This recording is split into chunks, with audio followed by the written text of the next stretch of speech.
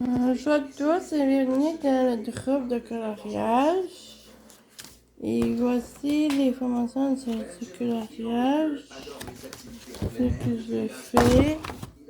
Des coloriages plutôt comme ça, des coloriages de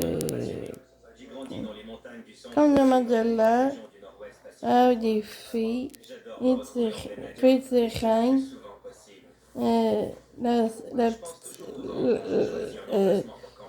La façon des coloriages sur mandala en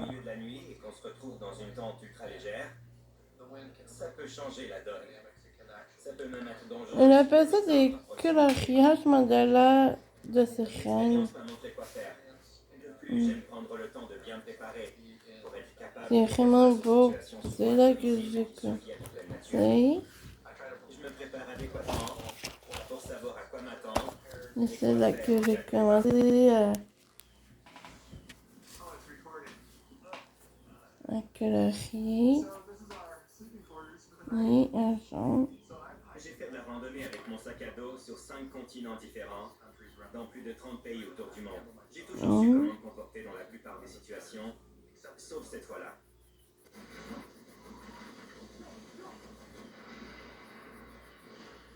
Les vents et le relief sont intimement liés. Parfois, dans les zones à haute altitude, on peut observer que les vents au sol et ceux qui soufflent à la crête des montagnes sont alignés. Ils soufflent dans la même direction. Une situation peut devenir instable quand ces vents plongent soudainement et descendent le versant abrité d'une montagne.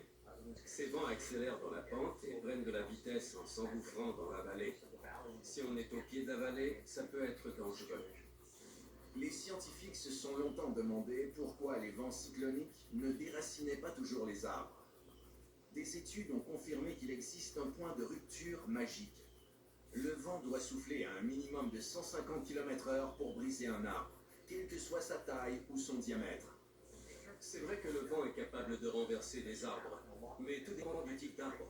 S'il a des racines peu profondes, que le terrain est humide et qu'il y a présence de rafales violentes, oui, il peut être renversé. Si les racines sont profondes et que le sol est plus dur, il résiste mieux à l'assaut du vent.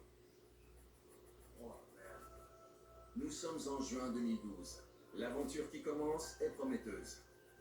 Accompagné d'un ami, Benjamin a planifié une randonnée de 50 km en montagne, près de la rivière Crooked. J'habite à Boise, en Idaho, à environ 2 heures au sud de la rivière Crooked. Cette région est située dans les montagnes centrales de l'Idaho. On y trouve une ancienne ville minière et des montagnes magnifiques. C'était une destination proche de chez moi qui n'avait rien d'exotique, rien d'extraordinaire. On devait passer une agréable fin de semaine de randonnée facile, du moins c'est ce qu'on croyait. La météo annonçait du temps plutôt ensoleillé, avec des possibilités d'averses, mais rien d'exceptionnel. On pensait que c'était la fin de semaine idéale pour faire du vélo, Donc ça c'est aussi donné une belle couleur jaune avec du bleu. C'est très magnifique couleur. Et c'est ce que ça va se donner pour les prochaines semaines.